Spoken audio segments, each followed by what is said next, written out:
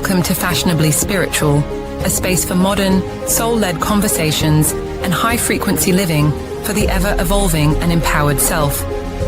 Host Nancy Muratalla is a dedicated international spiritual medium, healer, and mentor. Nancy is passionate about using her abilities to not only support others in their healing journey, but also to teach them how to connect with their inner spiritual selves. Host Jennifer Rose is an international spiritual medium, healer, channeler, mentor, and spiritual guide. She encourages others to live a purposeful and empowered life through the Know Thyself journey, conscious living, and the power of unconditional love. Full of candor, soulful insight, and feminine fierce, Fashionably Spiritual shines to guide you on your soul's journey of aligning and elevating, all while finding inspiration for your own unique spiritual expression and personal energetic style. Now, here are your hosts, Jennifer Rose and Nancy Muratalla.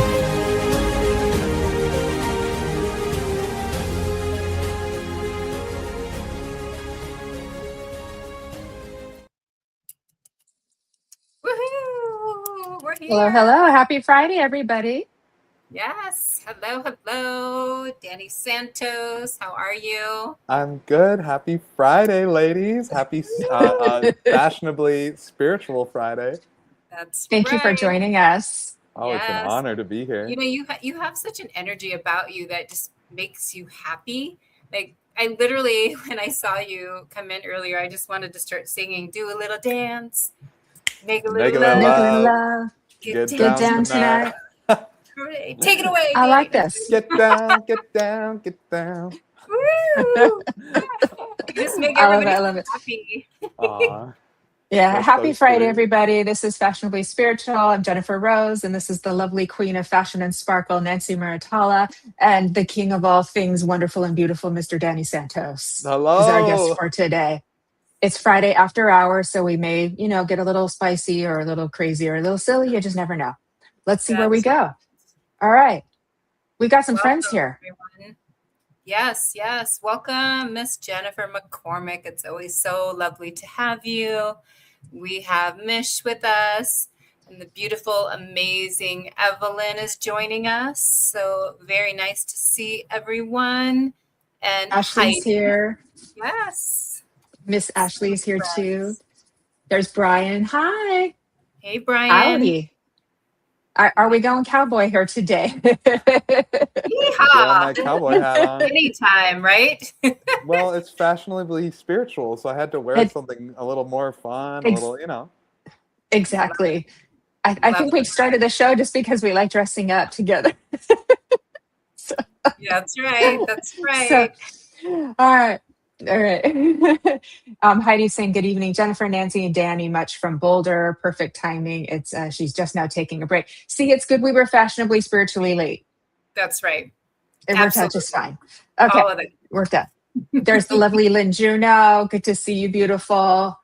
Lynn's going to be my guest on Monday on the Love Show, everybody. She's talking about how she found her soulmate, James, and there's just a really cool story that goes along with it. So I'm going to make sure I plug Lynn and myself for Monday night. Yo. Ooh, I can't wait to get some tips from you, Lynn. I know.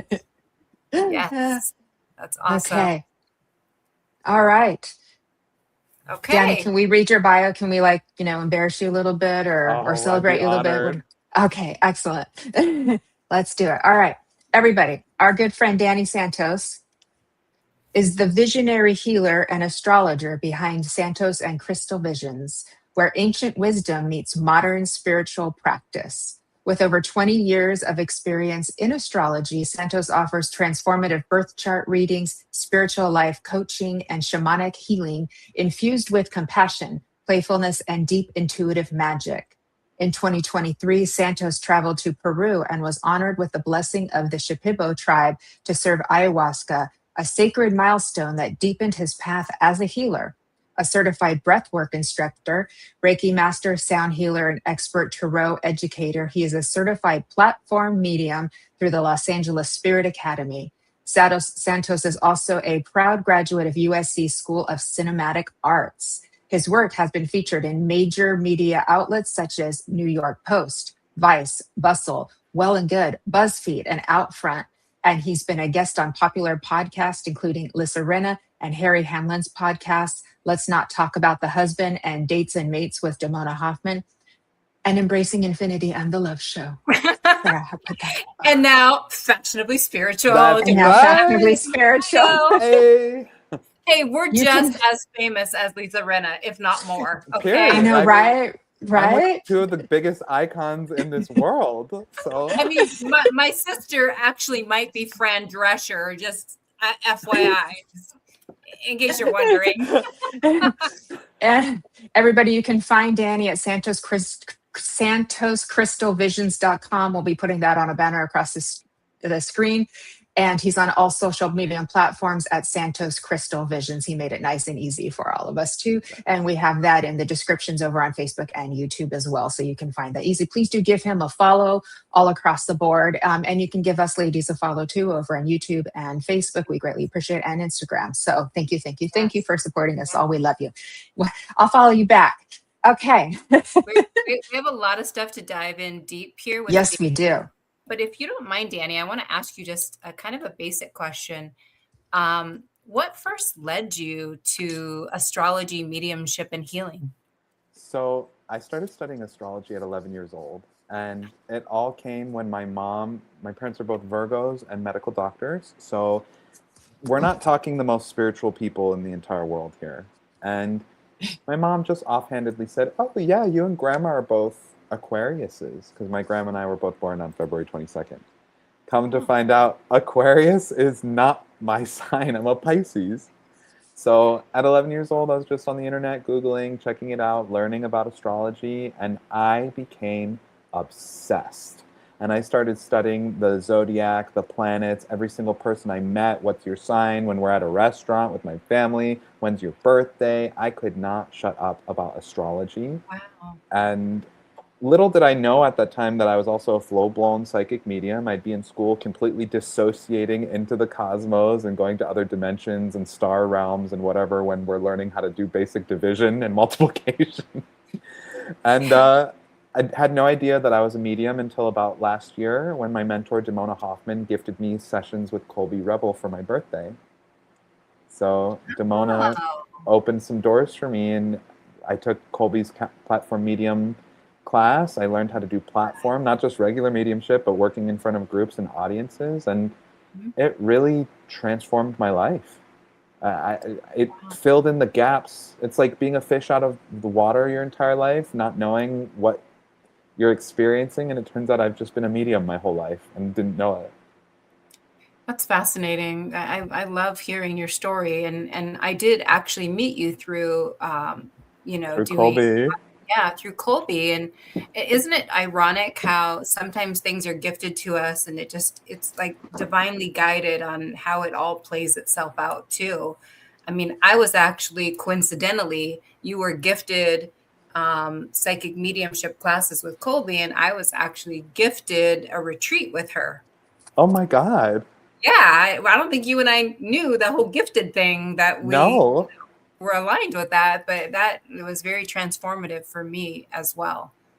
Definitely took me out of my comfort zone, which, I needed. So yeah, that's a beautiful story, Danny. I absolutely love that. Thank you so much. And astrology is not easy. There's a lot to it. Like I can't remember any of that. Yeah, it's you'd have to start at 11 to know as much as I do now. I bet. Yes. I was into astrology when I was little. Like my mom would buy me like astrology necklaces and things like that but not to the extent that you were. But I do remember, and I don't know if you're too young for this, but you could put like little quarters in the machine and get these little scrolls of astrology papers, and when we were like teenagers, we would get these and we would read them for our sign and stuff like that. Do you guys remember that? Oh my God. Maybe no, I haven't heard. Cool. I haven't seen that, but that sounds amazing. That was back in like Jean Dixon days when we were.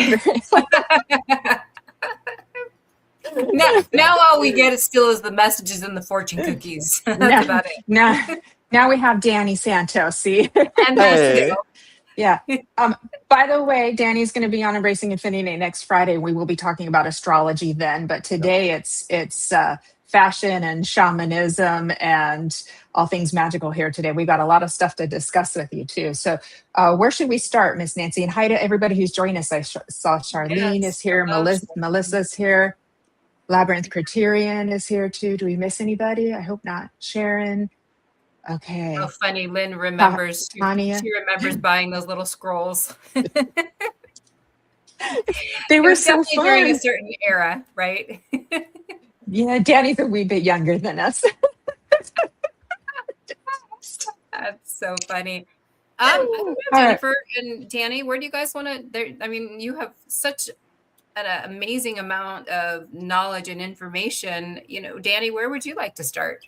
Well, I was talking to Jennifer before the show, and I actually wanted to discuss the correlation between my shamanic training and fashion, if we're going to be here on Fashionably Spiritual. So it's perfect. Let's do it. Okay, so we're here for it. As you mentioned in my bio, I am a trained ayahuasca shaman through the Shipibo lineage.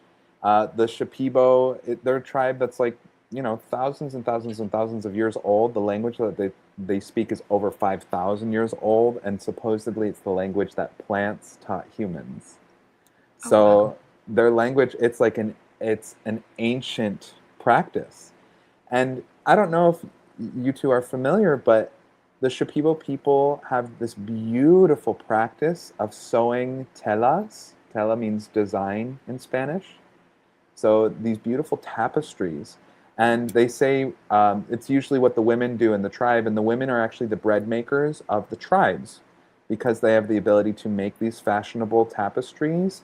They are really good at commerce and selling things. They're the ones who are responsible for connecting with more modern people in the modern era, whereas the men are more focused on fishing, hunting, building, doing labor. So these telas have these beautiful, intricate designs on them, and I have a bunch of them here that I'd like to go over with you all. So by bread makers, you mean they're the breadwinners, the breadwinners, money makers. Yeah, they make the cash. They handle the purse, right? Yes, yeah. Picturing the kneading of the bread. Okay. Yeah. Oh no. Yeah. Thank you for that correction. They're the breadwinners. They're breadwinners. They make the money in the tribes. Because the ability that they have to sew the telas, these intricate designs, it's incredible. You'll see some of them here that I have. And there's a word in the Shipibo language called kene. So that's spelled Kene, but they're the way that it's pronounced kene. That is a fancy word for design. In Shipibo, kene is it's a design. But it could also be your outfit. If your outfit has designs on it, it could be the design of nature, like scenery could be another interpretation of it. You have to think they have like one word means like 12 different things in their language. But that's say, really cool. Yeah, they say when the shaman is wearing specific kene or designs, that he's actually borrowing the energy and frequency of that design from the spirit realm. So designs come from another dimension. You have to think these people do ayahuasca. Yes, they're doing ayahuasca where they're seeing all of these designs and these visions, and they're like moving in motion. So the telas that the Shipibo women are weaving come from the psychic visions that are experienced during an ayahuasca ceremony. Are they doing it while they're on it, or what? No. Take away. I'm sure that would be incredible, but to work a needle and a thread while you're like halfway, knee deep in an ayahuasca ceremony, it's more like they have the vision, and that vision then tutors them to create the vision practical. Like the spiritual implication of that vision then is gifted to them, and they can create it in a physical way. It's kind of like channeling, like I channel poetry. Like it's kind of like that. They're channeling the design, right? Yes. The only difference might be that they wait till they're not tripping anymore, and then they retain what they channeled, and then they can make it. Right. Absolutely. So let's do an exercise. I'm going to show you guys a bunch of different Shipibo tapestries, and we're going to talk about what do you think it does. So, The Okay. first one I'd like to start with is Jennifer's outfit. Oh, What is the kana of Jennifer's outfit? What if you are having a psychic vision and being inundated with that design, what is it doing? What language is the color giving? What is it serving? How could that be of benefit? Go for it, Nancy. What do you think? Definitely love. I mean, the pink, it just radiates the pink. I also feel like the green is also signifying like her heart chakra. So, Yes. of course, she's wearing all of those colors, the love queen. So, love. Absolutely. Definitely love. Absolutely. Yes. The pink and green both belonging to the heart chakra, first and foremost. We have this large green cross going over. Crosses have the frequency of like breaking Yes. energy. So that cross can actually break down negative energy with the frequency of love. Ooh. You know, it's striking. It's giving like Jennifer's walking into the room. The kuna of her outfit is going to radiate love that has the ability to pierce through the darkness. that's what I keep talking about. See, I picked the Uh-huh. right outfit today, and I had no idea that we were You're going to Yes. just have drawn this. See, to it. Yes. I channeled the kuna. See, Yes. That's right. That's right. Kuna. All right. I love that. Let's talk about what Nancy's kuna is doing. I didn't really Ooh, give you guys a lot of choices with colors, did I? Baby, you are serving though. Like, look at this black with the sparkles. Like, it's giving. yes, So what do we yeah. think? What is the kuna doing? Why would somebody wear this outfit? I would say Nancy's transforming, but it's also bold and dynamic, and black is all the colors, right? Mixed into one, right? It has all the colors, if I have that right, too. And so Absolutely. she's everything. She's infinity. Well, and Ooh. it's all black. Black is our color for the Right. darkness, nighttime. Mhm. You know, it could be considered either, Mystery, yes, mystery, intrigue. yes, Yeah. mysteriousness, Sexy, sultry. sexiness, yes, Hmm. tempting, inviting. They teach in the Shipibo lineage that the darkness is where things go to transform. So you have to Indeed. think animals Hmm. in nature are going to signal what they do through their kunna. So the Ah, signal that Nancy is giving is sexy, spiritual, and then we have sparkles all over her. She might be in the darkness, but it's radiating light. yes. She likes to So have fun. yes, Yes. there's an idea here of like when something's shimmering. There's a word in Shipibo called biribi, to shimmer. Uh-huh. That has the frequency of being holy or magical in some capacity. So Nancy is serving the kuna of being able to go into the darkness, to transform Hmm. through tempting something towards herself, and then to bless it with the holiness of her energy. I love all of that. That's pretty cool. That's Yeah. very Nancy. Wow. So whether you know it or not, the point that I want to make here on Fashionably Spiritual is that your outfit is borrowing a page out of Spirit's library and then doing something. It's like That's so cool.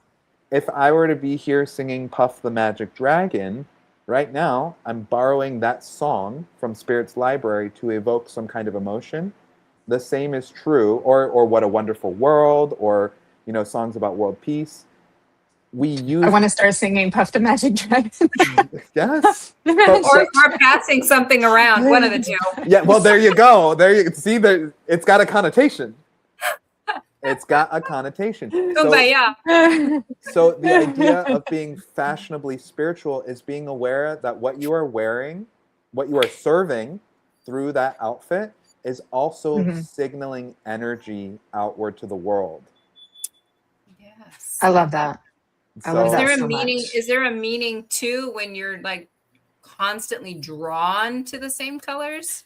Absolutely. Yeah, the different colors, they're all going to represent different things. We have the chakras being a common way of understanding what the colors do, what their frequency carries. Blending different colors is also like we're getting a little bit more advanced. Putting colors that go together naturally, they're going to amplify each other. Colors that might not go together, if you can find a way to link them, that's even more advanced. So different colors do different things. Wow. So similar to what we have with Jennifer's outfit, we can see this Shipibo tapestry. The Ooh. kuna is actually matching Jennifer, even down to the flower in the center having blonde hair. Oh, wow. Yeah. You know, this That's so one would cool. be used for healing. We want this to be a healing tapestry. I love that. Wow. That's so cool. All right, so I'm going to give you guys another one. What do you think this kuna is doing? Ooh. Ooh, that's a lot going on. Are we just looking mainly at the middle of it? I feel Yeah. like I'm connecting to spirit. Absolutely. This has that sort of frequency. I feel like pirates. Oh, Like I feel magical. Yeah, it's very yes. magical. So we notice that And we there's got a lot of yellow. X's and O's. Yeah. Yep, yellow, Mhm. blue, and purple. So this tapestry would be used during an ayahuasca ceremony or even outside of it if a shaman's wearing this or they're placing it in front of them and meditating with it. This is to look inside of someone or something from a spiritual lens. And then you can actually interact with the energy of someone or something. So the X's might be where the shaman can go in and actually remove energy like an exorcist. And then these So kind of like a eyes, portal, yes, like a little bit of a portal. it's Okay. giving a portal. You can use this for diagnosing, for going into someone else's energy. You can use it to remove negative frequencies, but it's giving portal and it's also Mhm. serving those X's. We're cutting energy just as much as we're going into it with the O's, Yeah. X's and O's. Yep. The O's definitely feel like a portal. I almost feel like I want to say mirror too. Yes. Yeah. It makes me think of hugs and kisses, and it makes me think of tic tac toe. Yeah, X's and too, O's, it has a connotation. Yeah. All Yeah. right. Oh, Let's I love that, and I love those colors together too. Yes. let's Okay. go to a totally different Labyrinth one. says makes me feel like dancing. Yeah. Oh, beautiful. Yes. Flowing through Yes. dimensions. Yeah, I Okay. love And hi that. to everybody who's joined us. Hello, hello. Oh, a maze. It Oh, is a definitely a maze. maze. Like a journey into your Wow. soul. A That's a journey trip. into your spiritual journey. So Yeah. this, That's very trippy. what is Yeah. it doing? It's making me a little dizzy. Yeah, I feel like, I feel like I would go into a trance if I were to stare into that kind of, you know, yes. Yes, and this yeah, this very kana hypnotic. belongs to a trickster spirit named Chuya Chaki. Oh, Chuya that makes Chaki. sense. Chuya Chaki, and Chuya Chaki. he's a trickster. He's hypersexual. He makes objects go missing in the physical world. He moves things. When you're working with this spirit, he can actually use this maze as a way of confusing negative entities or people away from you as a form of protection. So I thought there was something I liked about him. I'm like, I kind of feel like I like him. yeah, well, So the legend he of can be an advocate. He can help you as a form of protection by, you know, keeping things Mhm. moving, so to speak. I love that. absolutely. Hi, Killian. So we Okay. work with the kuna of this when we need to either solve a riddle or when we need to purposely distort something in order to protect ourselves. They say Oh, people who go into the Amazon who have impure intentions will be met with Chuya Chaki shape-shifting into the form of someone they love. And they're going to tempt that person into the forest and they'll never come out. Oh, wow. ooh, You know? Cool. But oh because he's my. protecting the rainforest, that's his job. Oh, So because he's a protector. when these are being sold in market, do they give them like the meanings of them, or is it for You have the to go to the person? tribe to ask. Oh, okay, got it. You Yeah, know? I wonder if they share that. Yeah. Huh. So, because otherwise they can, I mean, I know what all of mine mean because I lived with the tribe and I bought these specifically because I liked them. Yeah. But let's do this one. I never thought of making distortion on purpose. I always thought we were always trying to clear distortion, Well, and the you're actually trickster, giving it an yeah. But you're the saying tr- to use it as a form of protection, but not to hurt people, but just as a form no, of protection. the trickster Oh, wants okay. to use distortion to cloud the vision because, like, let's say you're in the court of Ah, law and they're trying to pin you down for something. that you The didn't tricks, do. Yeah. The trickster would say, like, Yeah. let's distort this so that they're not, like, you know, that I'm not getting in Yeah. trouble. It's like learning to Okay. remain silent could be a form of that, creating the maze. Yeah. You know, you don't want to Okay. incriminate yourself. Okay. Yeah. No, it's in my mind is just whirling because I never thought of like, creating distortion on purpose. I'm always like trying to clear distortion. I'm like, oh, create it on purpose Well, and as a form of healing. Okay. trickster medicine's highly advanced shamanic medicine because it can fall into shadow Oh, very, very quickly. I could And see people it landing in the wrong hands. People Mm-hmm. could, yeah. and We you don't know what want the that. interesting Okay. thing We don't is want that that. some people, including myself, I am not drawn to really busy patterns Mm-hmm. visually. I don't know what it is. I'm not really, if they're too busy, it's overwhelming. Yeah, Like I that mean, one, if you yeah, stare into it, you could throw up. yeah, You yeah. know, It feels very busy. but that's kind of So, what it's doing, right? It's part of the kuna. It's part of the mhm, property of it. Yeah. okay. You know, So whereas I would say we would want to use that one very responsibly and ethically, and that's why the tribe is so important because they know they well, understand that, right?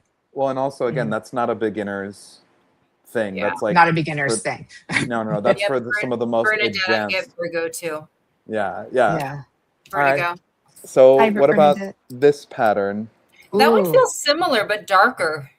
Interesting. Feels like a darker trickster or pixelated. What do you think, Well, Jennifer? well, I see like the hot pink in there too. So there's something like kind of pretty about it. So it's almost like there's this beauty coming out of like the winter. I almost get this like springtime energy of like it was winter and everything sort of died and then it's starting to grow back and get pretty again Yeah. because of the So pink. this is how Yeah. the Shipibo write music. Oh, This one is Oh. missed that actually one. this one's actually a song. No way. Yep. Mhm. So it's a song to bring forward shamanic healing. Mm. Oh, You know. So so while it's interesting. busy, it's because this is when the shamans sing to you, it's as if like this frequency is coming out of their mouth and going through you repeatedly, like foom, foom, Wow. foom. So they Okay. captured the frequency of sound, like when you put sand Mhm. on a speaker and it changes shape, if you've ever seen that. That's what this Yes, is. yes. This is sound Yeah. waves. That's pretty What cool. is what about the hot pink in there? Yeah, and I do see it because it does look very wavy. It does have that wavy feel. What is this like So bright magenta they're just like color? different chakras that come through in the activation. There's yellow, there's green, there's orange, Uh, Oh, wow. there are pink, quite a few Okay. colors. you know? So it's part of the kuna of the Hmm. design. And we'll do one more here. I have a Just question, Okay. Danny. please. So, is the main, I don't know if I'm saying this right, message or meaning, is it just in the middle of it, or does the colors on the outside represent something as well? So the colors on the outside, it's the border. So imagine that this is actually a gateway to another dimension. You know, that this border is created, first of all, to show us the limits or the stretch of the design where it ends. Yeah. But if we were to view this as a portal, I could reach my hand inside there. Like there's a whole world inside here that we can't see. This is just like a snapshot or a photograph, but there's tons Yeah. of stuff going on around it. So it's the border or the edges of the kuna. Ah, got it. Okay. So Okay. we'll do. Oh, there's two more that I Well, want to do, thanks but everybody for your little hashtag lives. That does really help a lot with our Facebook and YouTube algorithms. We appreciate Yeah. it. Thanks for okay. hearting our video and thumbs upping over on YouTube as well. Thank you. Oh, that's That one looks pretty. happy. That one looks like sun Yeah, and happiness and peace, yeah. peace, peace with the I crosses. Yeah, it looks So kind of holy. It reminds me of a church. Yeah. Yeah. Almost like the interesting. stained glass windows in a Catholic church. Yeah. Oh, so Yeah. this is actually the plant medicine spirit of ayahuasca. Oh. Interesting. You know, so Yeah. it's got a purgative effect. It's going to take you Hmm. to the darkest aspects of the shadow. It's going to purify, But this one is equipped to take you to the darkness, to the underworld, in order to help you cleanse and heal. So very, very powerful kunna design with this one. That one feels, when you held that one up, that one feels it's powerful out of all of them. Yeah. That's what I felt when you held that one up. It feels what? It felt to be like the most powerful one in a sense than all the other ones. Yeah, it certainly has like a very striking, especially with the blue crosses, or excuse me, pink. Yeah. We know that we're cutting energy. Yeah. You know? All right, and we'll do one last one. Okay. Hi, Charlene. Okay. This has a lot of symmetry to it. It's very, it reminds me a bit like a video game with this bright neon yellow. Oh, yeah. Hi, Charlene. You're not it also reminds me of like little cells too. I know. Like, oh, yeah. Like looking under a microscope. Yeah. Yes. Yeah. And they're moving. But I also feel like they're not, the boxes are not closed so that we have openings to move around and switch and change. Yep. This is to look into someone else's spirit. As the medicine doctor, you use this for diagnosis, looking inside of someone else, seeing what they're working with, what's the energy, what's behind the body, but inside the soul. I love that. That's beautiful. Those are so cool. What about white, Danny? I like to wear white a lot. So well, white, what does that mean for you? You know, in the Kundalini tradition, a lot of the Kundalini masters wear only white. So white is the energy of purity. It's like a quartz crystal. It's neutral. It can be programmed to do anything. It has the frequency and the ability to shapeshift. We're talking about kind of like this idea of excellence, gracefulness, being without error or karma-free in a sense. And yeah, I've seen during like shamanic healings, I've seen white, but I've also seen like off-white. Do those kind of go hand in hand, or do they have different meanings? Well, the off-white, we're going a little bit more into like the sepia tone realm, so that it's not going to be totally pure. You know, the more white and the more pure it is, the whiter you're going to get. But like the off-white color, we're getting into the realm of cream. So like, why might somebody want like cream, or where do we see off-white in places like buttercream, you know, or eggshell, or, you know, in nature, what is it? What is it doing? It's a little bit more wholesome. It's less about perfection and maybe more about comfort or luxury. Yeah, that makes sense. Yeah, when I read auras, when I see white, I would usually interpret it that person has healing somewhere in their life. So they are a healer, or they might be a nurse, or a really, really nurturing, caring person. And very, very often they'll be like, yeah, I'm a nurse, or I work in a doctor's office, or this or that. But I'm like, it's also perfectionism too. So that kind of matches your version, matches my version too. And you're wearing the white plus the more cream colored with your hat too. So you've got the bow. That's so cool. Okay, this is fun, huh, everybody? Isn't this fun? Hi, Linda. Which I want to ask you, Danny. So everything that you've learned living with this tribe, and the colors and the meetings and the patterns, does that guide you each day when you decide what you want to wear, or when you go shopping, what you want colors that you're drawn to purchase? Like, how does that work for you? Well, I'm always considering print and color and outfit. When I'm choosing to get dressed for anything, I'm very aware that what I'm putting on is borrowing from Spirit's library. You know, one of my favorite shirts just to wear as a t-shirt is a tie-dye shirt. It's blue and light blue, and let's see, I actually have it here on my bed. I want to like grab it, but go get it. You can go get it if you want. Let me grab it. One second. Okay. We'll say hi to everybody. Miss Jennifer McCormick is saying so much fun. Kelly Anwashina was saying learning new things. We are too. This is so cool. Bora, hello. I saw Brian Medium here too. Hello. So that's you can so see cool. The kana of this t-shirt is water. Yeah. Oh, yeah. You know? It also feels like the sky too. Or the sky. Uh-huh. So when I wear this, it makes me feel incredibly calm. Yeah. I like that Mhm. feeling. So I would wear this every day, but unfortunately we have to wash our clothes in this culture.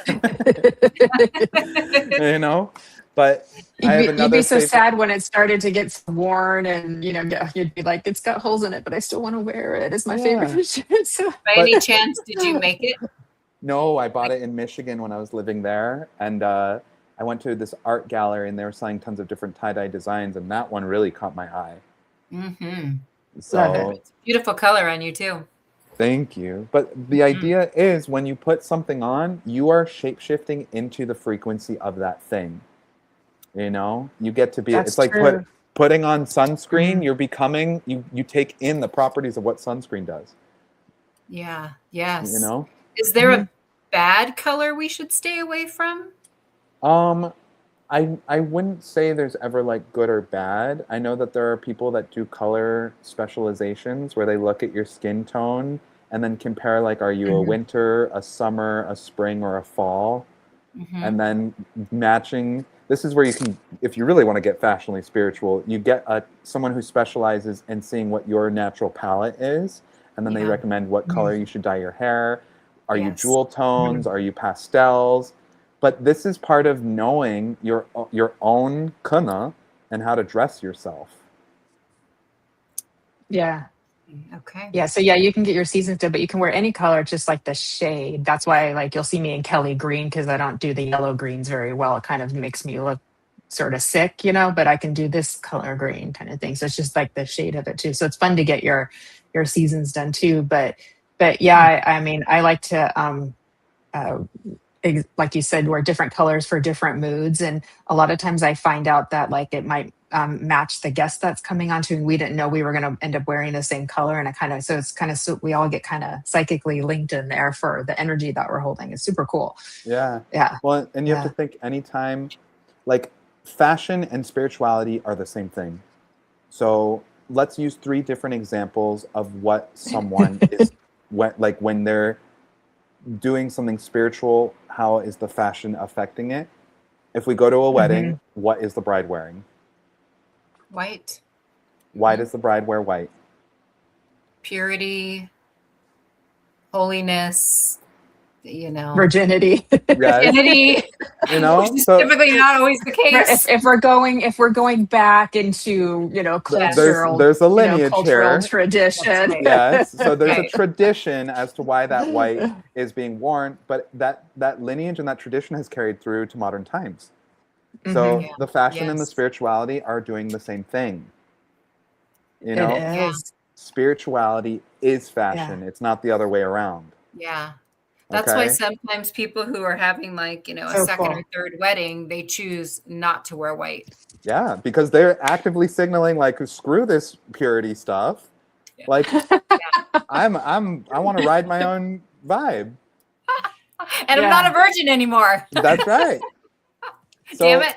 Well, yeah, right, there would be a breakaway from conformity of still wanting to have the sacred ceremony of bonding, but without the conformity of the traditional structures, perhaps that society would normally impose. And so we do things a little bit differently. And then and then there's always the people. Why is she wearing that if she's been married 3 times? And that happens too, right? Judgment. Yeah, that's a thing also as well. This is so interesting. So thank you for sharing all that with us, Danny. You're And welcome. You could wear anything you want, no matter how many times you get married. yeah, exactly. that's so cool. Exactly. Do what makes you happy, not what right. other people want. And So let's do a couple more examples of how spirituality is fashion, or actually fashion is spirituality. I want to make that's my argument here. Fashion is the fashionably overarching. spiritual. Yes, like fashion is the larger container. Spirituality goes into it. Wow, So, how cool is that? So if we think about the Pope, the Pope has a fabulous gay man in Italy who makes all of his outfits. Ooh. Really? Yes. Nice. Absolutely. I remember reading about it recently. It is a gay man who he takes his time to make these avant-garde outfits for the Pope. It is fashion. Really? Yes. Wow. Yes, or if you know who Walter Mercado is, he's a very famous Latino American astrologer who always had the capes and the sparkles and the things. You know, the fashion is the kana. It's signaling something. Yeah. You know, or It's part of your expression of your essence too, right? Um, absolutely. I think what's lovely too, Danny, is that we have so many different parts of us that want to be expressed. And so if we can allow ourselves to try new things with fashion, then we're also kind of honoring the different parts of us and allowing them to kind of express themselves too. And that's why some days you know you're feeling more sexy, you want to wear red, you want to wear black, and then some days you're feeling softer, so I'm going to go for yellow or white or pink today, right? And so that kind of like matches your vibe and your mood, but it's also like the part of you that's like, I'm here, I want my turn coming out too. That's really cool. Does the culture where the ladies are making the money, are they also managing the money too? Like, are they controlling the purse strings for the most part, or? That I'm not totally sure about. I think it's individual, family to family, and then the Okay. man and woman make the financial decisions together. Oh, Okay. You Okay. know, I think I they took generally. mhm. more Yeah, I modern. took ethnic and women's studies way back in the day in college, and I just learned that traditionally, in a lot of the cultures where the women are controlling the money, they do better economically. 'Cause they make better decisions. They're not spending it on alcohol and cigarettes and things like Yeah, not surprised. Well, and I want to bring it back to what you're talking to about how fashion is also used to express many Mhm. different aspects of the self. Yeah. So, a major part of the work that I do is teaching people how to shapeshift. Hmm. And one of the biggest ways we can do that is with our wardrobe. So, whether it's, when my band played at the Whiskey A Go Go, and I was wearing my onesie with my leather harness and my military cap and my leather boots, Nice. or if I'm doing a platform mediumship reading where I'm going to wear something healing, possibly purple or blue. Maybe I'll wear some of the Shipibo Kunna as a way of calling forward the ancestors and the spirit guides to help me that day. Or let's say I'm going to a gay club and I want to wear my leather jock strap and get out there and do that too. They're all going to signal different parts Yeah. of the self. And Yeah. Yes. as human beings, if we do not allow all of the multifaceted parts of ourself to live, we are dying.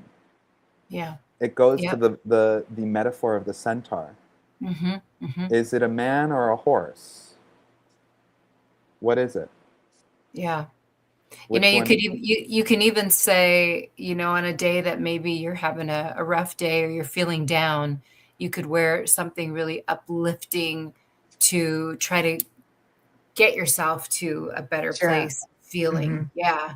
Yeah. Absolutely. So Yeah. I feel like that's kind of shape shifting as well. Like you're setting the intention. Yeah, I feel really down today. I'm going to wear this bright yellow because I want to feel good. Like I want to get there. I want to get there. Absolutely. And Yeah. with that idea of the centaur, if you cut the man part off of the horse part, the entire thing will die. So we as human beings have to honor that we are contributing members of society, that we have a personal sense of style, that we have things we like to do behind closed doors, like whether it's the lingerie, the wedding dress, the business casual. We need to look at our closets to mark who we are spiritually.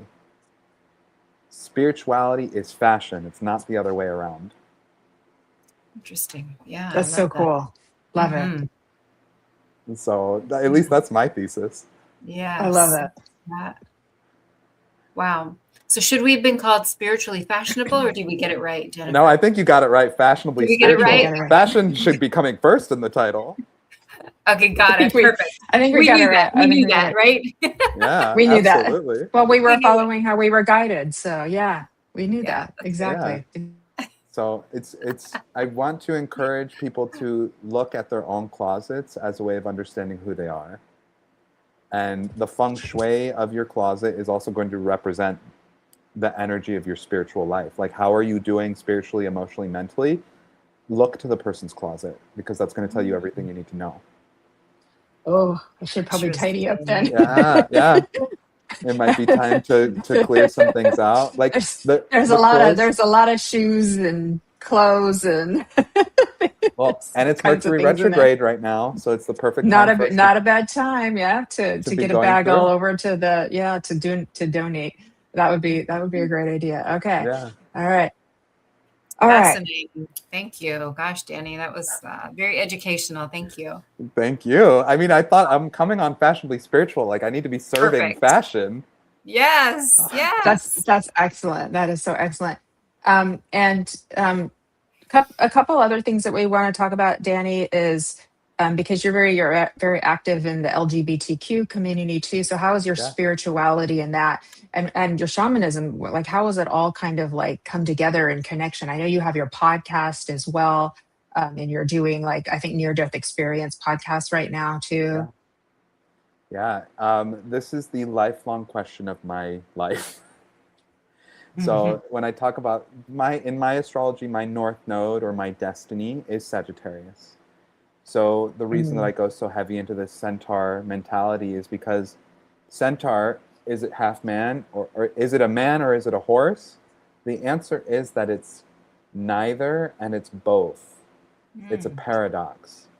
So what happens when you have somebody like me who has their own church, and it's a faith-based nonprofit organization that focuses on spirituality and using ayahuasca shamanism for the sake of trauma healing, and it's catered towards the LGBT community. And then also I have an interest in leather and kink and the leather community and sexuality and Tom of Finland, if you're familiar with all of that lineage and all of that. The question of the centaur becomes one of integrity. How can somebody who's leading and spearheading a faith-based nonprofit organization also be connected to their community and their sexuality with integrity? And I could never be a Catholic priest because I could never make a vow of celibacy because it's not authentic to who I am. Yeah. And then you see all of these people who do make these vows or who are belonging to Christianity, who are, having sex or doing things that are super inappropriate with the wrong age demographic, or cheating on their wives and lying and having sex with, trans women or with men. It becomes a huge bout of hypocrisy. So I am a centaur. If I were to try to cut my gayness away from my spirituality, I would die. The entire thing would fall flat. And in fact, my demographic for my ayahuasca church is the LGBT community. So what am I going to do? Stop showing up to community events where everybody's in the leather jockstrap and just be like, I can't be a part of this anymore because I have a church? No, it's about doing it with integrity. The jockstraps and the outfits and the whatever, that's all drag. It might be the fashion, but it's just drag. It's about the integrity. It's expression. Yeah. It's about the integrity behind the idea. Yeah. So it has to be done in a way that it's really filled with integrity.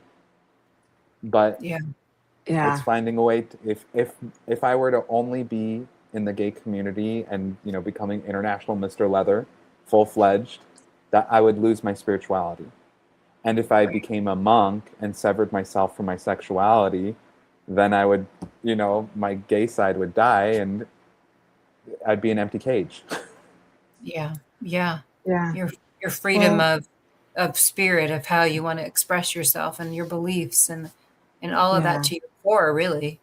Yeah. So I've never seen somebody merge the two sides of this sort of identity together, but the closest that I can find is the artist Tori Amos. Yeah. If you're familiar with her music. Yeah. This woman is deeply, deeply spiritual, the daughter of a minister in, I believe it was the Baptist church. And, she grew up believing that she was going to burn in hell for being this sexual woman who's also deeply spiritual, but all of her music is about sex, love, relationships, intimacy. She's done nonprofit work doing the Rape and Incest National Network, which is known as RAIN, to help people who suffer with sexual abuse, and has become an advocate internationally for women and people struggling in sexuality. Like, that is the closest I have. So I have to give my flowers to Tori Amos because she is a mentor to me in this world about what it looks like to be the centaur. Wow. Right. Is she still producing music? Baby, I just saw Tori Amos in Florida like 2 weeks ago. So Awesome. Yeah. I love that. And wow. I want to put this out there. When did spirituality and sexuality become separate entities? Because last I checked, the spirit it's highly creative, therefore it is sexual, right? That is something that is innate part of every human, of every life form, right? Mating rituals and just the creativity that comes from that energy. All of us who've had Kundalini awakenings, getting in touch with that. And it's just when it's suppressed and repressed, then, like you said, you feel like you're dead inside, right? yeah. And so I think, like you said, it's a finding way to integrate the two in a way that makes you feel whole, and that also makes the world feel like a better place.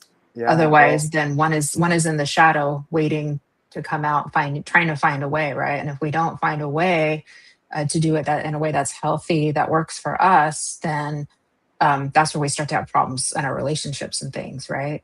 Absolutely. Tori's coming to San Diego next month. How cool. Yes. Yes, and she's coming to LA in August. I haven't heard her name in so long. Yeah. Wow, baby, it's time to revisit Miss Tori. Yes. She's a Leo, just like you, Nancy.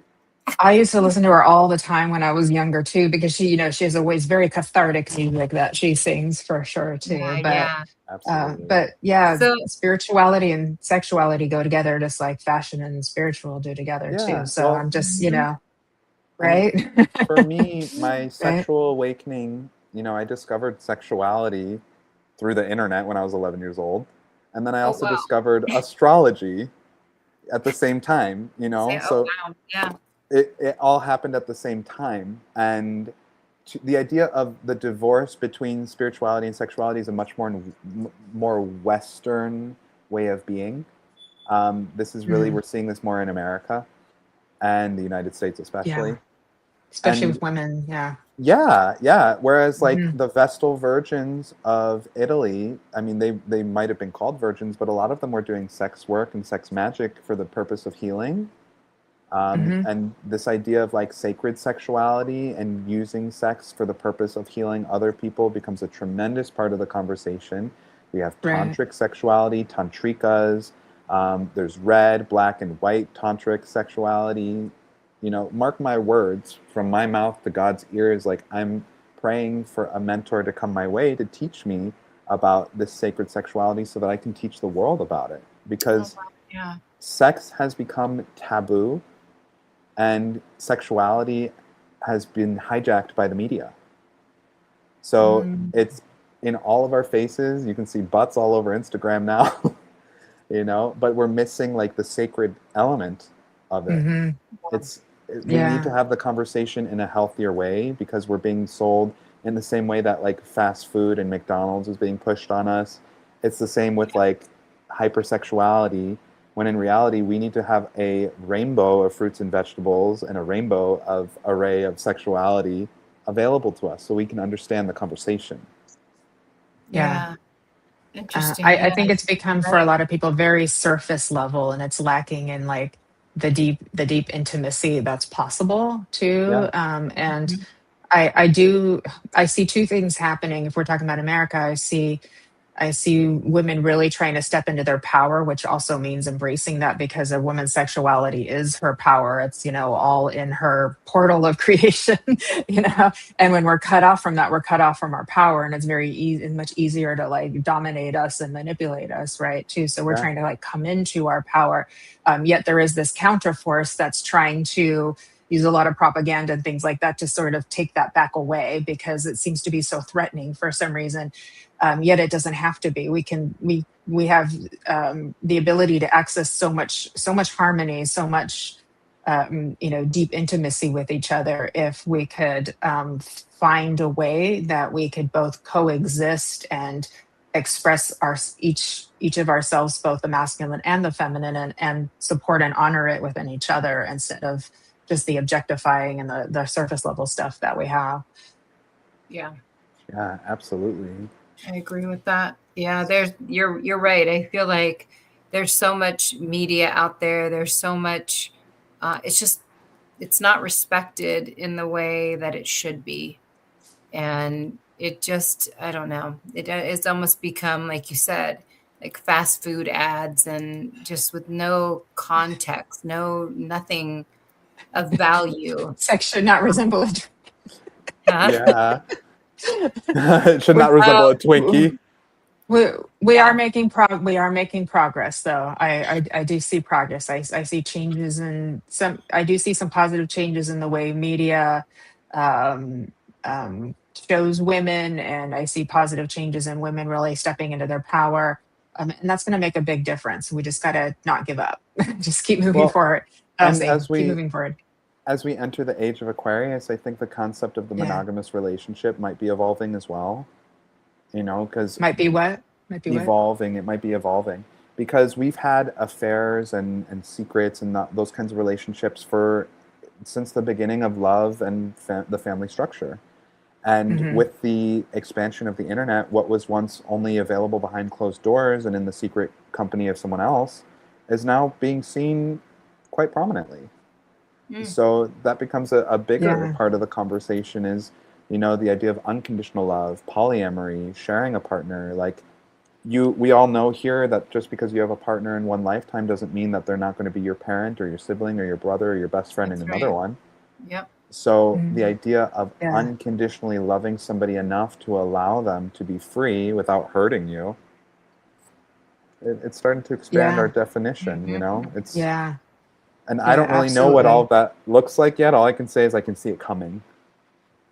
I can see it coming too. And, in spirit world, it's all free love there, unless there's a really, really, really tight bond between, between partners. But,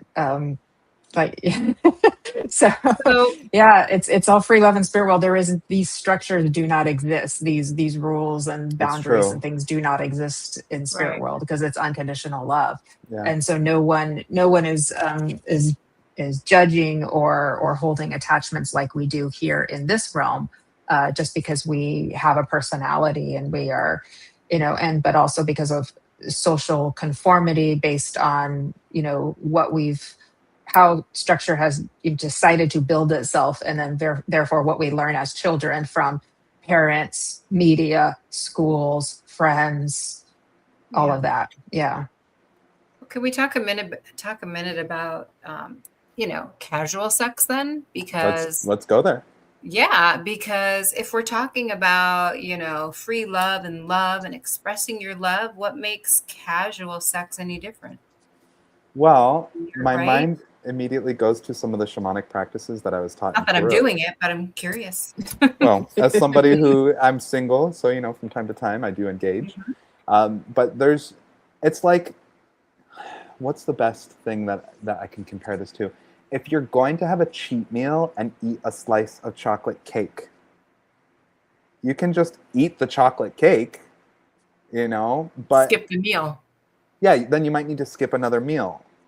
Or maybe you eat a small plate of broccoli beforehand so that you're getting your mitochondria fired up with some good nutrients, and then it'll reduce the sugar spike you have. Or you take a shot of vinegar, or, if you're going to have casual sex, it's probably equivalent to eating a slice of chocolate cake.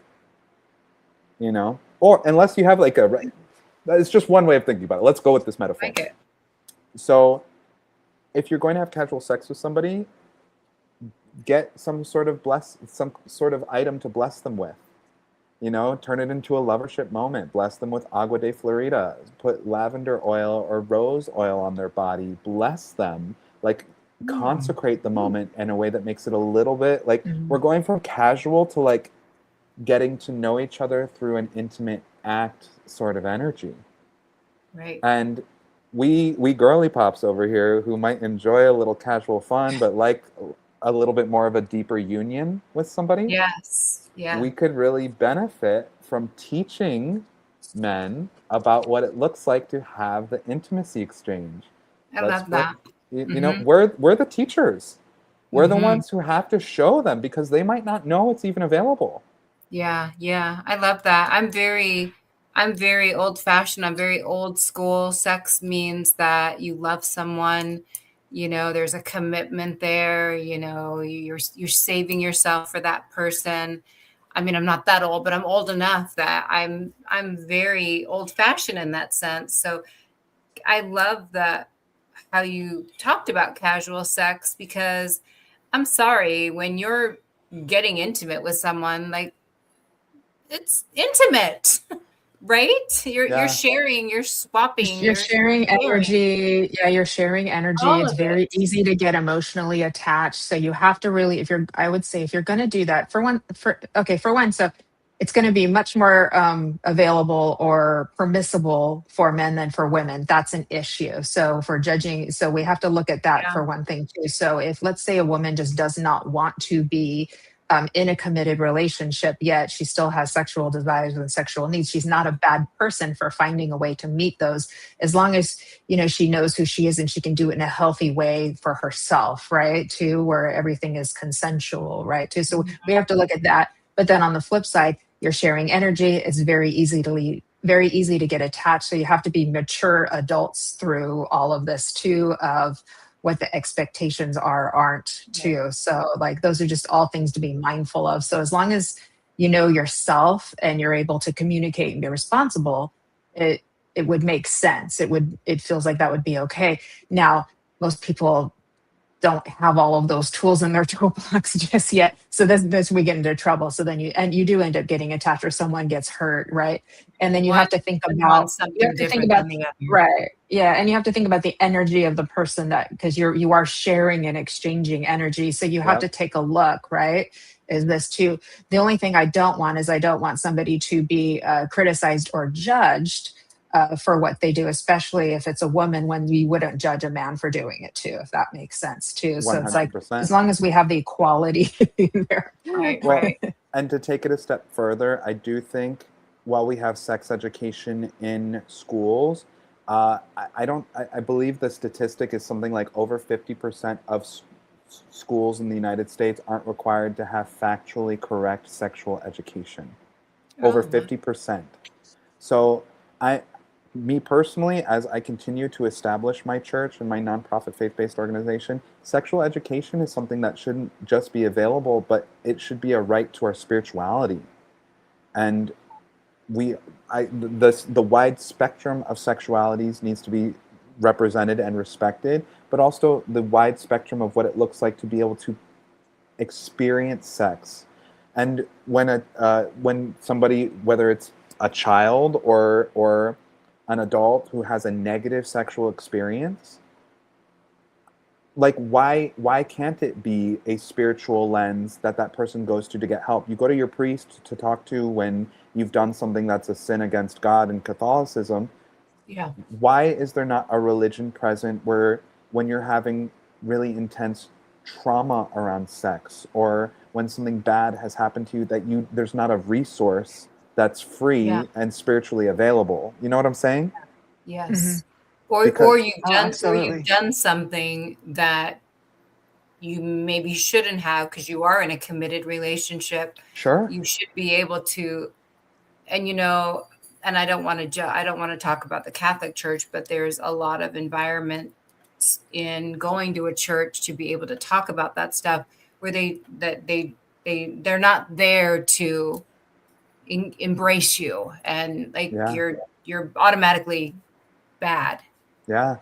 Well, and the role of the priest, I gotta give priests their flowers now, because for them to sit there and to listen to the sins of all of these other people, and then still have to engage with those same people in the environment with them, and have to keep the integrity and the wholeness of the moment. That's a big responsibility. Yeah. To be responsible for other people's secrets. Uh-huh. Yeah. That's teaching something quite vast there. Yep. So I always hated being forced to go into one of those boxes. Well, as a child. That's part of where that's I'm a like, problem. I agree. That's where part of the issue lies, is the confession room is filled with so much shame. There's a screen for being human. Yeah. There's a screen between you and the priest. You're sitting in a dark space or a dark room.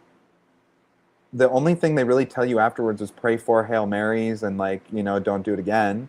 But what about, and if you got too many to have to say, then you really felt horrible walking out of there. yeah. So Wait, I got 20, you only got 5? Well, What's going on well, here? and just the pattern of teaching children's to just be ashamed of their bodies and ashamed of their own, you know, how they feel within their bodies, that can start very Yeah. young, especially Oh, with yeah. little girls, and what that sets us up for in adulthood too. So it's concerning. Because it's in the family structure and it's in the religious structures too. So something to think about. I don't think most adults realize how much patterning they're carrying from childhood and how it affects the decisions they make, how they feel about themselves, how they feel about their bodies. Like, how connected are most women really with their bodies, and men too, where it's not just about, you know, a release. It's about you know, a full body spiritual experience as well too. And it's like, so many, and you're rubbing your nose with that, and like, so many people don't even get to experience the full breadth of what that actually is and what it gives you, and the connection to spirit. Because with, you know, with the kundalini, when you're experiencing that energy within your body, right, that's what's getting you close to creator, because that is the creative God energy that's inside of you as a soul, right, too. And so you're connecting to that and really getting to the white light and so forth too. And so, but a lot of people don't even know they have that available to them, that they can even access that, right? So, but we are making progress. We're making progress. And to go back, go ahead, Nancy. I just want to say, I have to believe though that those of us who were raised in very for however long it lasted, because in a very like somewhat strict religious environment, and that varies from person to person, I do believe that through the lineage, we're not carrying that on. We're not we're not making our kids feel the same way, which I think is a positive. We're giving them the freedom to explore what feels right for them. Because if that were the case, you know, even me growing up Catholic and going to catechism, like I didn't do all of that with my son. You know, we went to church, we went to Catholic churches in the beginning, but I didn't force anything that like, well, I did this, so you have to do it. So I have to believe that we're at least giving our children the freedom also to discover some of that on their own, which I think is great. Yeah, we're making progress. This is when I think about my 12 steps, 12 signs model. So for anyone listening who doesn't know, I've taken the 12-step program and I've combined it with the 12 signs of the zodiac. And each signs of the zodiac has a different sacred area of life that it governs. Sex falls under Scorpio. So how could I be in integrity leading a faith-based nonprofit organization if I'm not talking about sex? It's one of the 12 archetypes of life. And frankly, there needs to be spiritual education about it that's accurate, that's realistic. It can't be something like the purity culture that was given to me as a child. Don't ever have sex, and it's a sinful to do so. There needs to be education. There needs to be resources. There needs to be ways to explore literature that's given. Like, there needs to be a filing system for this area of life that can be filtered towards people, and in fact, where conversations can be had in a way that's safe and, as always, in integrity. Yeah, amen. Yeah. Amen, brother. So, you know, and just as much as I'm going to take it a little into the underworld here, so strap in, ladies. Through my own experience, you know, I've struggled really intensely with anorexia, with binge eating disorder, with sexual anorexia, and hypersexuality. And as somebody who's been on both sides of those spectrums of overdoing it and underdoing it, anything taken to the extreme is harmful. The healthiest iteration of anything is that the truth is in the middle. Yeah. So what I'd like to invite anybody who wants to follow me is, I'm not going to be Jesus Christ. And I'm not going to be the Virgin Mary. That's not my path. It's somebody already did it. I'm not trying to take her spot. But I do want people to see like life is a gift and it's multifaceted and it's precious. And Absolutely. if God gave us all of these things to enjoy, who are we to not enjoy them? Right. You know, Right. we just need to do it in a way Well, that's sex safe. is supposed to be pleasurable because it makes you procreate, right? It gets you in touch with your creative flow. God is creation. Yes. Yes. Well, Therefore, right. But like you said, in a responsible, healthy, mature adult way, where yeah. everyone's consenting. Yeah, we're all That's happy right. and healthy. Got it. You know? Okay. Love that. Yeah. Wow. Okay. Well, I'm know, glad you touched on your 12-step program because I knew that was one thing that we wanted to cover. Yeah. I know. I love how you have it just all tied in together. It's quite beautiful. Well, to me, it's a reflection of what the truth is. And, I'm about to really go majorly public with my church because I finally got the green light to start serving ayahuasca. Oh, awesome. Like I had it from the tribe, but I didn't have a resource to get the medicine. And, I'm about to really go public with this. And I want my message to be one of full integrity. Like we need to address all of the 12 aspects of life. Because without it, we as humanity, we will die. Culture will die. Yeah. Well, you are a beautiful soul, my friend. Oh, thank you so much. Yeah. And it's absolutely. totally a mirror with my fashionably spiritual besties right here. Lynn had a comment that I wanted to kind of put out there. And I'm just looking for it right now. I think her message on here was, being authentic, being spiritually authentic comes with a price, or being your authentic self. She said there's a huge price to pay for living authentically. What do you think about that comment, Danny? I've lived that experience. I grew up Catholic. I went to Catholic school. While I've had, some really beautiful friendships and connections come from that time in my life, all of my friends are married with children.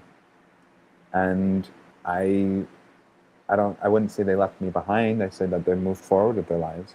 And that's not my experience.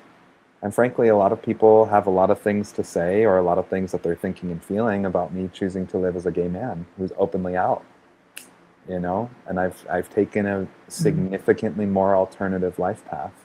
So there's a tremendous price there. Yeah. It instantly makes me different. It makes me othered. Society has all of the things that it wants to say. Religion certainly programmed me with enough shame. So I was also the victim of a hate crime for being a gay man. It's not like rainbows and butterflies to live an authentic life. You're gonna hit a lot more snags in the road. And that's why authenticity comes with self-actualization and courage. Yeah, we've evolved, but not that much, not enough. Well, and we're all mediums too, because Lynn's a medium, and I'm sure she understands. Because we have to come out of the closet as mediums and know that people are judging us and they're thinking all these horrible things and saying all these horrible things that we're going to burn in hell are not true. And I'm just like, excuse me, I work for God. Like, what do you think you're doing? This is God's work I'm doing, but that said, and it will rock boats and ruffle feathers because people want a certain version of you. They like a certain version of you and they want you to stay that version because that's what they know and it makes them feel safe. And so I understand how difficult that is. So we have compassion for that too. But there are rewards because the more you are true to yourself and are brave enough to be that too, doors start to open for you. You meet new people. It allows a whole other worlds to become available to you too if you're just willing to step across the threshold into the unknown. It takes a lot of bravery, and I've noticed with quite across the board that just as you're about to level up and step into that next threshold into the unknown, things get very constrictive and hard, and you go into a lot of resistance. You're like, why is this happening? And it's like once you finally let go and release and are willing, then you're flying too. But that seems to kind of be how it works too. So Yeah. Jennifer, recovering Catholic here too. I I didn't that. put that one in my shopping cart. I'm the lucky girl here. Well, and the I put Catholic, other high shelf items in my shopping cart. for us to be mediums, the Catholic Church would Yeah. say that we're doing something demonic. That's right. Yeah. But you want to know something, Danny? Because like you, I was also raised in the Catholic Church. Even though I don't agree with a lot of it, there is still pieces of it that I feel a lot of peace with. You know, when I see a Catholic church and I see the stained glass windows, I have really good memories. I feel very uplifted when I see it. So I choose to concentrate on what resonates with me within the Catholic Church. Yeah. Well, and after doing my podcast, the Astro Daddy podcast, and talking to Everybody all subscribe. of these, please do, talking to queer people about near-death experiences that they've had. Yeah. When they die and go to heaven, God does not judge them for being gay, first of all, or for being a medium, or for doing yoga, or for being a Reiki healer, all of these things that the Catholic Church would say are wrong. That's right. Instead, the question is more like, did you believe in me? Did you believe in something greater than yourself that you are of service to, that is going to continue? Do you believe in the light? Do you believe in doing good? How much progress did your soul make? That's right. You know? Yeah, so that's right. So I understand I have a bit of an unconventional life path, but I'm hoping to be a positive example the same way that Tori Amos was for me. Mm-hmm. That, you know, we're all centaurs in one way or another. And figuring that takes a lot of strength though, Danny. Like I always say to people, and I'll even use this example, you know, somebody who might be in a bad marriage and they choose to get out, like that takes a tremendous amount of strength and courage. And for someone who is a gay man or a gay woman to be authentic, because it may not be easy, it may not be accepting, it takes a tremendous amount of It does. A lot. Yeah. Yes, it does. You could just stay quiet. You'll be miserable, but you could stay quiet because it might be easier in the public eye. So you could choose that, right? Absolutely. So, and tremendous amounts of strength to live your authentic self. That's for sure. Yeah. Well, and the truth is God is both God and the devil. Like God created everything. Yeah. Exactly. There's some Bible verse. God created duality. Yeah. Yes. You know, all these Bible people love to quote the parts of the Bible that are super convenient, and they like to ignore, like, love thy neighbor, feed the homeless, treat everybody with love. Mediums are bad, but we won't talk about all of the the prophets in the Bible and the multiple wives and all of that other stuff. And all of that. Like, oh God. But like God doesn't care about all that stuff. God cares, like, okay, Nancy, if you're feeling yourself on the stained glass and the iconography and some of those sermons and stuff, that's bringing you closer to God, and that's good. Oh yes. You know, I like to hang out in missions too. I love the energy. It's very healing energy because so many people pray there too. And a lot of mediums are former Catholics because the window of mysticism is still open in their brain and in their mind, because the Catholics worship the saints, and there is Catholic mysticism as well too, and Christian mysticism too. And having that little doorway stay open is a mediumship portal too, to help that too. That said, anybody can be a medium if you're willing to put some work into your development and open up your channels and all of that too. But there are gifts in everything too. So I love that, Nancy. You're like, I'm going to keep the parts that are good for me, right? And the parts that I love too, because there are good parts of everything. Yep. Yeah. Even some of the Sunday services, Jennifer, that I've experienced with you, you'll play something that with a different musician or artist, but it's a song that I've heard within church, and even when I hear that, it brings me to a very familiar, comforting, loving place. So I've even experienced that during our Sunday services together. I love that. It's quite beautiful. Yeah. I love and not to mention me and my dad because I never wanted to go, and neither did my dad. We would always sit in the back pew, and he would always give me lifesavers, like it was a lifesavers commercial. And we would sit in the back so we could get out first. Wow, that's so fun. That's pretty funny. That's pretty funny. All right, my dears, we're past 8 o'clock here, so it might be good to start wrapping it up. And our Fashionably spiritual, beautiful night. Thank you. this was a amazing. beautiful night. We handled some really big topics, but in a very beautiful and sensitive way. And thank you, Danny, for being a part of that, because you bring a beautiful energy. And Yeah. I got one last question before you give us your final words. I know you've been through a lot of transformation. How are you feeling now to be in this place after going through a big up leveling? Does it feel pretty good? It feels pretty good, doesn't it? You know, Yeah. I have been on a journey of having a lot of wrestling with my own sexuality in conversation with being a spiritual person. And I think it's going to be something that I wrestle with my entire life. But it's teaching me, how do you braid together the parts of yourself so that they are in integrity? And here in this Mercury retrograde, I have to admit, I do feel an integration process happening, you know, and realizing I have a bigger mission, you know, that's going to be about educating people. And there's going to be a big question mark. How do you integrate your sexuality into that conversation in a way that's in integrity? How am I going to be a religious leader who also has sexual freedom? You know, so sounds easy to me. Well, my prayer, not easy, but it makes sense to me. Like, I get you. Yeah. My prayer is that God helps lead me in the right way without making me become the Virgin Mary, and that everything I do is with integrity. You know, that's my really. I'm being called to see it and to experience it. Yeah.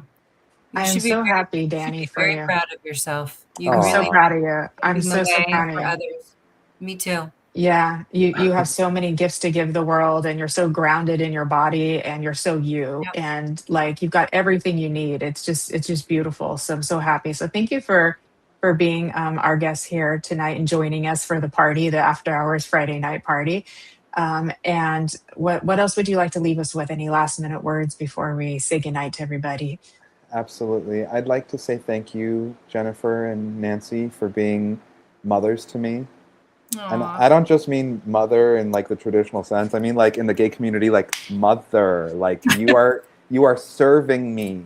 You are serving me, women. Love it. You are truly the women who I go to when I'm in crisis, when I'm in spiritual pain. You are family, you are mentors, you are mothering. You know, that's the energy that I've needed. And I can't thank you both enough for holding the door open for me in my spirituality, in my spiritual journey. And I will take you with me through the rest of my life. You will always be there for me, and I will always be there for you. Thank you. You're making me cry. Oh. Beautiful. And just for anybody listening, if you want to continue the conversation or just reach out, you can find me on my Instagram at Santos Crystal Visions, or go to my website, www.santoscrystalvisions.com. And of course, if you want more conversations about spirituality, sexuality, plant medicine, shamanism, astrology, or queer culture, subscribe to the Astro Daddy podcast. Yeah. Check out his website down below. And everybody go check your closets, go look at your colors and all of that. I'm going to make some space for some new things by letting go of some old things. So I'm excited about that. And Danny's going to be back on Embracing Infinity next Friday. We're doing an astrology show because we had some wackadoodle energy this week, but we got some fun changes coming up. So we got to talk all about that so we know what to expect and how to do all of that. Yes. It's going to be phenomenal. Buckle up, buttercups. Let's go. On that note, and thank you to all of our beautiful friends who are here with us, and our beautiful Kelly Brickle. She's taking care of us late on a Friday night, so we're very grateful to her too. Nancy, I love you. Danny, I love you. We did it once again. So we'll say goodnight. So much. Love you guys. Okay. Good night, everyone. Good night, everybody. Love you. Love you too. Bye. Bye-bye.